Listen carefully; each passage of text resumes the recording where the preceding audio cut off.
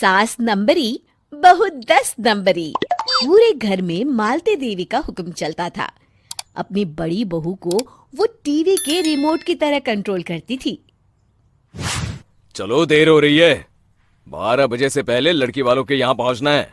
हाँ हाँ, चलती हूँ। मैं तो भगवान से बस ये दुआ कर रही हूँ कि जिस तरह मेरी बड़ी बहू मेरी मुट्ठी में है, उसी तरह मेरी छोटी बहू भी मेरे इशारे पे नाचे। अरे भगवान, भला इस घर में किसकी हिम्मत है जो तुम्हारे खिलाफ जाने की हिमाकत करे।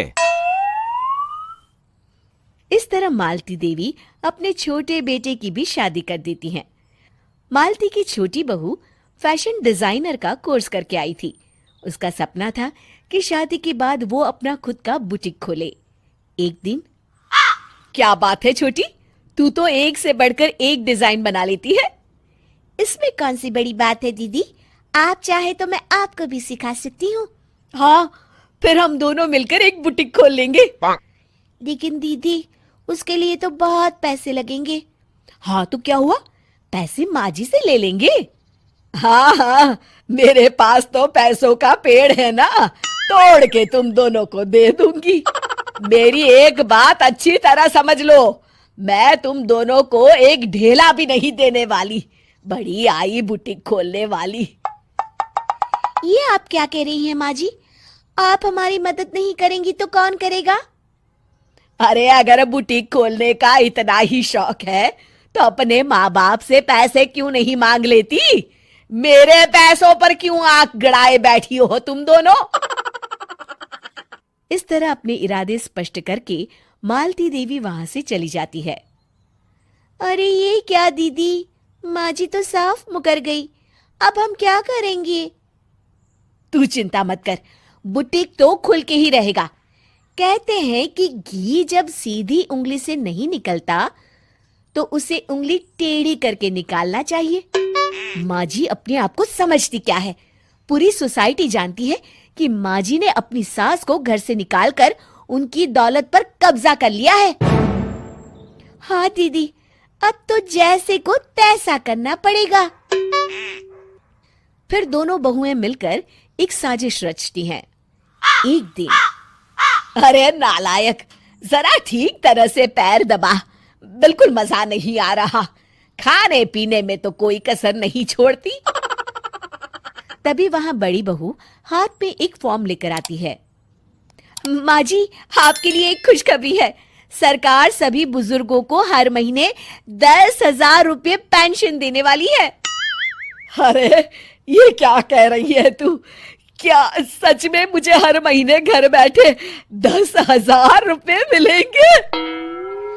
हाँ माँ जी, दीदी सच कह रही है। कल टीवी न्यूज में इस बारे में बता रहे थे। बस आप ये फॉर्म पढ़ के इसे भर दीजिए और अपने दस्तखत कर दीजिए। मैं इन्हें ले जाकर जमा करवा देती हूँ। अरे नालायक, बड़ी कामचोर है तू। इस बुढ़ापे में कहाँ तुम मुझसे फार्म भरवा रही है? खुद ही भर ले, मैं दस्तखत कर देती हूँ। ठीक है माँ जी। फिर बड़ी बहू बड़ी चालाकी से फॉर्म के पन्नों के बीच प्रॉपर्टी के पेपर छिपा कर रख देती है और उन पर मालती देवी के दस्तखत करवा लेती है। कुछ दिनों के बाद मालती देवी अपने पति के साथ 2 दिनों के लिए अपने एक रिश्तेदार के यहाँ जाती है। दूसरी तरफ दोनों बहुएं पूरे घर पर अपना कब्जा कर लेती हैं।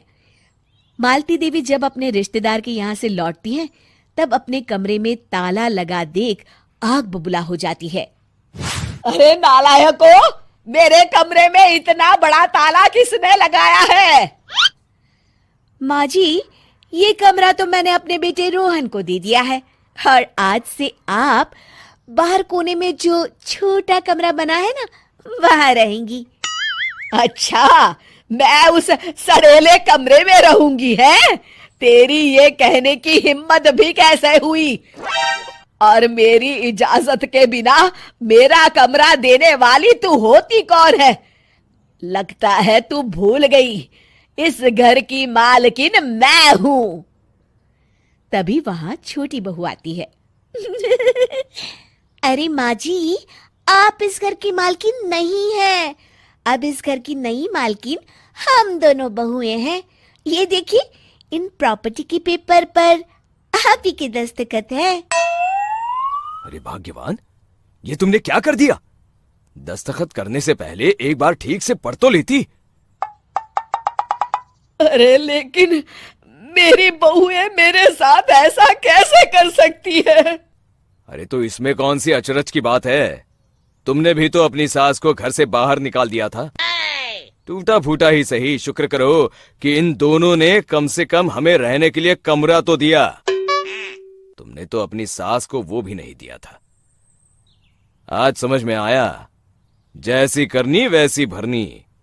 चलो अपना सामान उठाओ और चलते हैं।